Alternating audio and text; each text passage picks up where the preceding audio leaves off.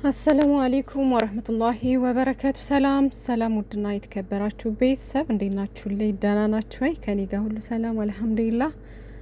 ውዶቼ ጨረቃዎቻችን ዛሬም በሚያሳዝን ልብ በሚሰብር ነገር ነው የመጡት። ግን ደግሞ አትጨነቁ፣ አታስቡ። ሀይሚዬና ብሩኬ መቼም አይለያዩም። እሺ ውዶቼ፣ በቃ የሚሰሩት ስራና ስራ ነው። እኔ ልንገራችሁ፣ የምሬን ነው። ምንም አትጨነቁ፣ አትረበሹ፣ አትጨነቁ። ምን አለሽ ብሉኝ ሀያት፣ መጨረሻውን ለማየት ያብቃችሁ። ይሄ ስራና ስራ ነው። ምንም የሚያስጨንቅ በቃ በእርግጥ ቪዲዮውን ስታዩት አሁን እነሱን በዚህ ሁኔታ ማየት በጣም ከባድ ነው። ስለምንወዳቸው ስራ መሆኑን እኔ ራሱ እያወቅኩኝ በቃ የሆነ እንባዬ ቅርር እያለ ነው ማያቸው። እንደዚህ ሲያዝኑ፣ እንደዚህ ሲተክዙ፣ አንገታቸውን ሲደፉ የምር ወላሂ አልችልም እኔ ራሱ ማለት ነው። ግን ደግሞ ይሄ በቃ የተሰጣቸው እንትን ስለሆነ ነው። ስራና ስራ ነው። ምንም ነገር አታስቡ፣ አትጨነቁ። መቼም እንዴ ቀላል ነው እንዴ? እንደዚህ መለያየት ቀላል ነው? ኖ ጭራሽ አይደረግም። ግን ደግሞ ይሄ ድራማ አካሄዱ ደስ አላለኝም እና እኔ ምን አስበው እንደሆነ በምን አይነት ሁኔታ ሊቋጩትም እንዳሰቡ አላቅም። ሲጀመር እኔ እንጃ ዝብርቅርቅ ነው ያደረጋችሁትና ሁላችሁም ልክ አይደላችሁም። ሲጀመር ልክ አይደላችሁም በጭራሽ። መጀመሪያ የመጣችሁበት ነገር ሌላ፣ አሁን ሌላ። በቃ ሁሉም ነገር ግልብጥብጥ ዝብርቅርቅ ነው ያደረጋችሁት።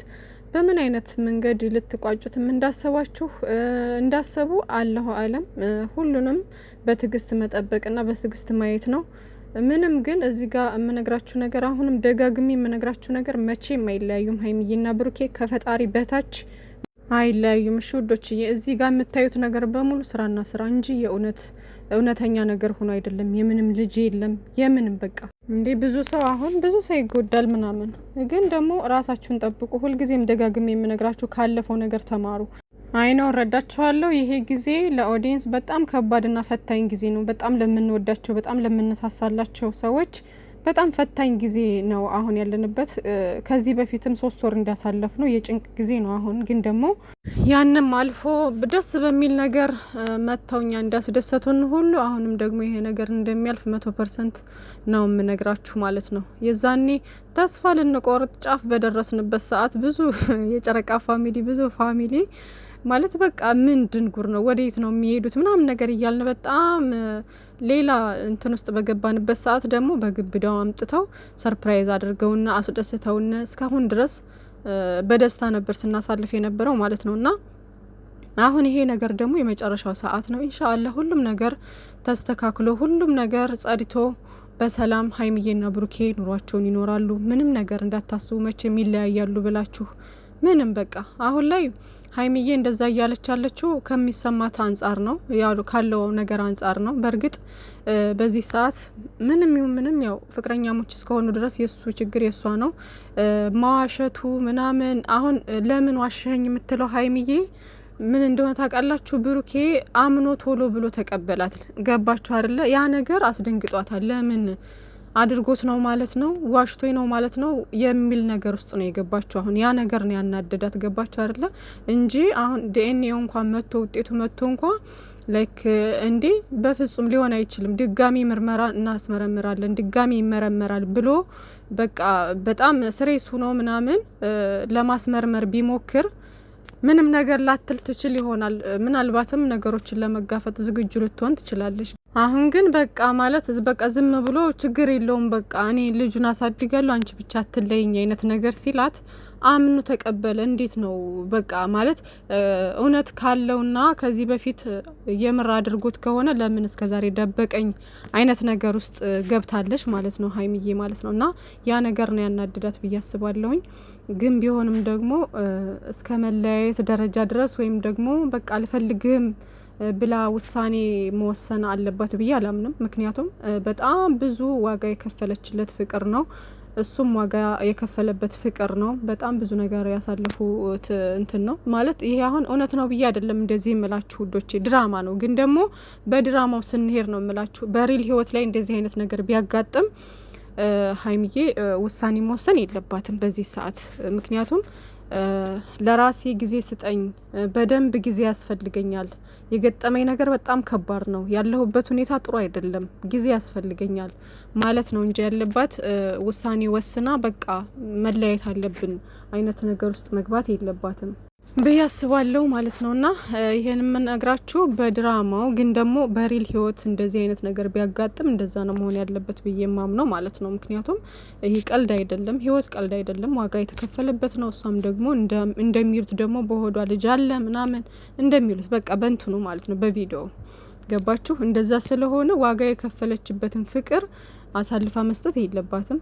ብሩኬ ደግሞ ማንን እንደሚያፈቅር የታወቀ ነው። እሷን እንደሚያፈቅራት ለእሷ በጣም እንደሚሞትላት የታወቀ ነው ምናምን ያን ነገር ስለምታቅ እንደዚህ አይነት ውሳኔ ውስጥ መግባት አለባት ብዬ አላምንም። ገባችሁ? እንደኔ ነው እምላችሁ።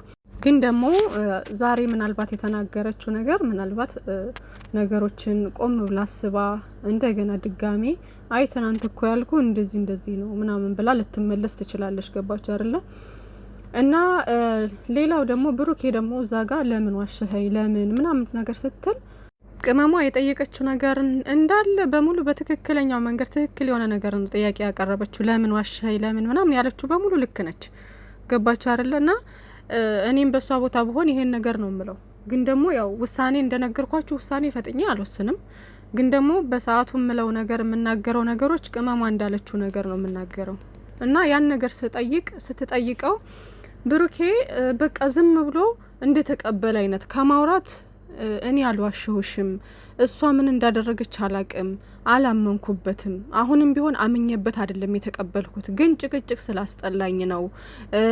ጭቅጭቅ አስጠላይ ብዬ ደግሞ አሁን ለጊዜው እስክረጋጋ ድረስ እንጂ ይሄን ነገር እኔ ያላመንኩበትን ልጅ ላሳድግ አይደለም። ግን ደግሞ በቃ እስክረጋጋ ድረስ ብቻ ነው ያለውን ነገሮችን እስከማስተካከል ድረስ ብቻ ነው። እስከዛ ደግሞ ድረስ ታገሽኝ፣ አንቺ ከጎኔ ሁኚ በቃ ምናምን ብሎ መናገር ነበረበት። አሁን የዛኔ እኮ እንዳደረገ እያመን አይደለም፣ አላመንም። አሁንም በቃ ውስጡ ይጠራጠራል። እንዴት ምናምን የሚለው ነገር እኮ ጥያቄ ያለበት። አሁንም አላመንበትም እኮ አላደረኩም የሚለው ላይ እኮ ነው ያለው። ግን ደግሞ ልጁን ለምን አምኖ ተቀበለ ነው የኔ ጥያቄና እሱ ደግሞ በቃ ለድራማው አሁን ድራማውን በቃ የሚያስጠላ ነው ያደረጉት። አካሄዱ ምናምን ነገር ደስ የሚል አይደለም እና አውቀው ነው አሁን ይሄን ነገር ያደረጉት። በቃ ያው ሊያስተምሩ የፈለጉት በነገራችን ላይ አለ። ይሄንም ነገር አውቀው ነው ያመጡትና እነሱ ለኛ ሊያስተምራል ብለው ያሰቡትን ነገር ነው እንደዚህ እያደረጉ ያመጡት ማለት ነውና ቆም ብላችሁ ካሰባችሁት የሚያስተምር ነገር አለው። ብዙ ነገር በህይወታችን ላይ እንደዚህ ከባድ ነገር ሊፈጠርብን ይችላልና ብቻ ግን መቼም እንደማይለያዩ ነው የምነግራችሁ። ሀብም ደግሞ እንደዛ አላመንኩበትም ዲኤንኤውን ምናምን አላመንኩበትም ሲል የነበረ ሰው ዛሬ ላይ እሱ ካመነበት ብሎ ነው ዝም ያለው ልትሉ ትችላላችሁ። ቢሆንም ግን በፍጹም እንደዛ በቃ የማይሆን ነገር እንደዛ አንደኛ ዲኤንኤ ቡታጅራ እንደሌለ ምናምን ሰዎች ብዙ ሰዎች የሚያውቁ የቡታጅራ ሰዎች ሁሉ ተናግረዋል። ገባች አይደለ? ከዛ በተረፈ ደግሞ የዲኤንኤው አደራረግና አካሄድ በፍጹም የማይሆንና የማይመስል ነገር ነው። ጭራሽ የማይደረግ እንደዛ አይደለም፣ በፍጹም እንደዛ አይደለም። ገባችሁ አይደለ?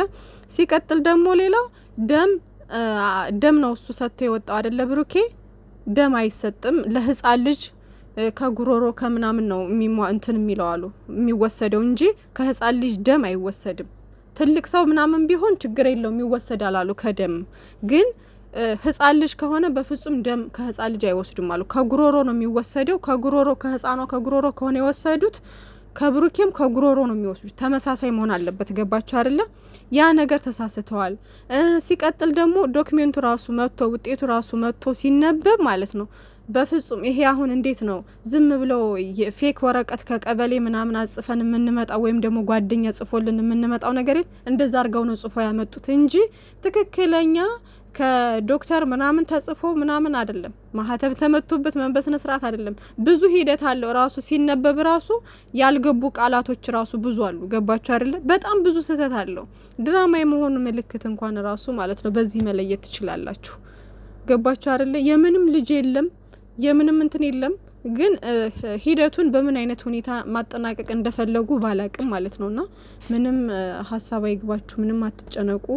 አታስቡ ውዶቼ፣ ስራና ስራ ነው እና ሁላቸውም ልክ አይደለም እያደረጉ እየሄዱበት ያለው መንገድ ምንም የማያስኬድ ምንም በቃ ዓለም ላይ የሌለ ድራማ። እንዴት አይነት ነው አንድ ሰው ኧረ በጣም ከባድ ነው። ምንም አሁን እዚህ ጋር ማብራራት ምናምን አይጠበቅብኝም፣ ግን ምንም የሌለ ነገር የማይመስል ነገር ነው በቃ። እና ብሩኬ መናገር ያለበትን ነገር አልተናገረም። እኛ የምንጠብቀው ከብሩኬ የሆነ ነገር ነበረ፣ እሱን ነገር አልተናገረም። ያን ነገር ያልተናገረበት መንገድ ደግሞ የሆነ ያሰቡት አሁን ከዚህ በኋላ የሚቀጥሉበት የሚሄዱበት የራሳቸው ስትራቴጂ ስላላቸው ነው። ገባችሁና ድራማን በምን አይነት መንገድ ሊቀጥሉት እንዲያሰቡ ራሳቸው ተመካክረው የመጡበት ሂደት አለ። እሱ ሂደት ስላለ ነው እዛ ጋ አሁን የማይናገረው ምናምን ነገር። ገባችሁ አይደለም? ቅመሟ የጠየቀችውና የተናገረችው ነገር ልክ ሆኖ ሳለ መወሰን ግን የለባትም ማለት ነው። በዚህ ሰዓት ውሳኔ እንትን ማለት የለባትም ብዬ አስባለሁኝ። እንዳልኳችሁ ያው ዛሬ የተናገረችውን ነገር እንትን ብላ ነገ ደግሞ በሌላ መንገድ ልትመጣ ትችላለች። ሜቢ አንተን እንትን ለማለት እንጂ እንደዚህ ወስኜ ለመለያየት ምናምን እንትን ብዬ አይደለም አይነት ነገር ልትል ትችላለች። ይሄን ቃሉን ራሱ መድገም አልፈልግም እና ብቻ ግን እኔ ከሀይሚዬና ከብሩኬ በቃ እንደዚህ አዝነው ተክዘው ሳይ የምር ነው የምላችሁ በጣም ነው የሚከፋኝና ሁሌም አንድ ሆኖ በዚህ ሰዓት በዚህ ባሁኑ አንድ ሆኖ ይቀጥሉልን ይስሩልን ስል የነበረው ለዛ ነው። በቃ ይሄን ነገር ሲከፋቸው ማየት ስለማልፈልግ ነበር። ግን ደግሞ እኔ ባልኩት አይደለም ውዶቼ፣ እነሱ ራሳቸው ያወጡት ያቅደው እዛ ገና ከአዲስ አበባ ሲመጡ ማለት ነው፣ ሁላቸውም ተጠራርገው ሲመጡ እዚህ ስራ ሊሰሩ ነው። በቃ ስራ ሊሰሩ ነው። እና ታዲያ ስራ ሲሰሩ አቅደውበት በምን አይነት ሁኔታ ጀምረው ማጠናቀቅ እንዳለባቸው ጽፈው ያን ነገር ነው የሚተውኑት አሁን ማለት ነው። እና ምንም አትጨነቁ፣ አታስቡ። ሲጀመር ብሩኬ ስቶሪ ላይ አድርጎ ነበር ዛሬ እሺ ቢባል ዘመኑ ፍቅሬ ምናምን የሚለው ማለት ነው። እና ይሄ ምንድን ነው ተነስታ አዲስ አበባ ሄዳ ይሆን ቅመማ ወይስ ምንድን ብላው ነው ምናምን እያልኩ ነበር። እና ብቻ አታስቡ ውዶቼ።